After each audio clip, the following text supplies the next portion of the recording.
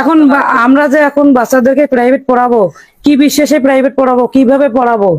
বাচ্চাদেরকে প্রাইভেট পড়াইতে আসিয়ে যদি বাচ্চার মাকে নিয়ে যায়, তাহলে তো আর প্রাইভেট পড়ার কোনো যুক্তি আসে না। বাচ্চাদেরকে তো অশিক্ষিতই রাখা লাগে। খুশির সংবাদ না দুঃখের সংবাদ বলবো, কি যে হয়ে যাচ্ছে দেশটা কিছুই বুঝতে পারছি না। এগুলা কোন মাস্টার রে, ছাত্রের মাকে নিয়ে পালিয়ে গেছে।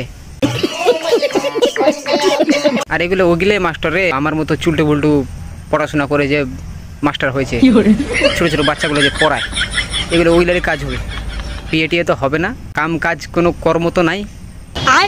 আমিও ভাবছিলাম যে কিছুদিনের মধ্যে আমিও টিউশন ফিউশন চালু করব, কিন্তু এইসব কাণ্ড দেখে তো আর ভাই শেষ, এখানেই টিউশনের ক্যারিয়ার এখানেই শেষ। তবে আমার মনে হয় যে বাচ্চার মাকে নিয়ে পালিয়েছে, ওদের হয়তো ভালো ধন সম্পত্তি ছিল, সেই জন্য নিয়ে পালাবে। নাহলে তো এমনি টিউশনের মাস্টার কত করে মাসে পাবে? 3000 2000 মনে হয় একটা ভালো মোটা টাকা ইনকাম করেছে মাস্টার। এরকম 2-4টা কেস মনে হয় আরও ঘটবে, এরকম কিছু না ঘটার কিছুই নেই, সব সম্ভব এখন।